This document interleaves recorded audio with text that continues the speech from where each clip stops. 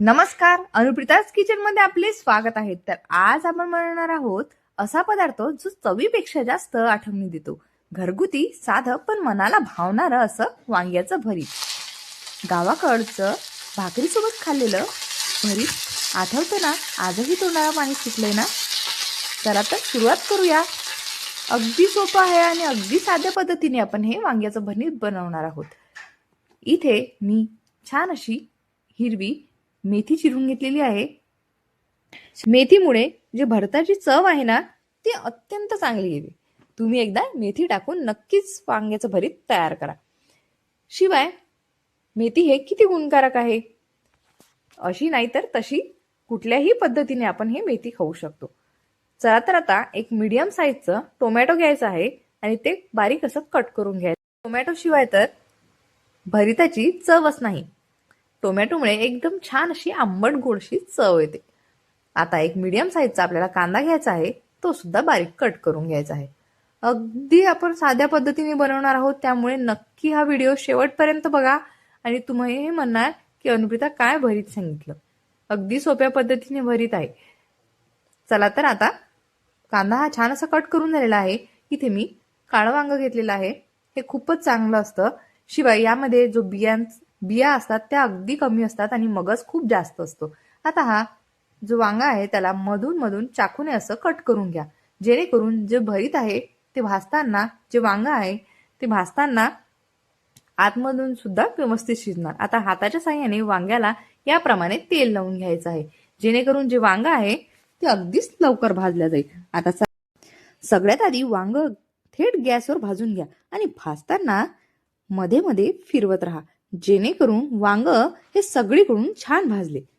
आणि वांग्याची साल काळी होईपर्यंत, आतून आणि मऊ होईपर्यंत भाजायचं.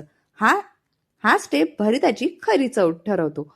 आता तुम्ही बघू शकता, आपल्याला हळूहळू आपली वांग्याची सालही अगदी काळी पडत आहे आणि वांग असं खूप छान असं भाजल्या जात आहे.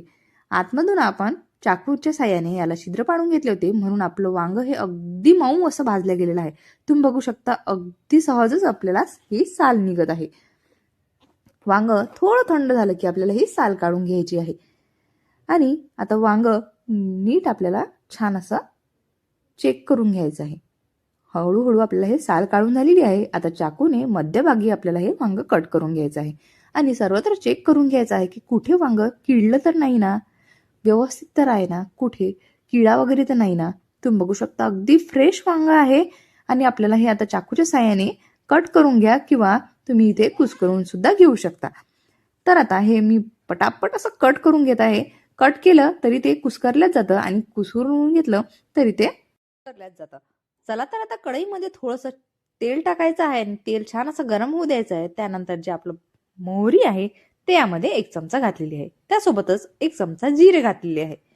तर आता जिरे आणि मोहरी छान अशी तडतडली की त्यामध्ये कट केलेला कांदा घालायचा आहे आणि कांदा हा छान असा गोल्डन ब्राऊन होईपर्यंत आपल्याला भाजून घ्यायचा आहे.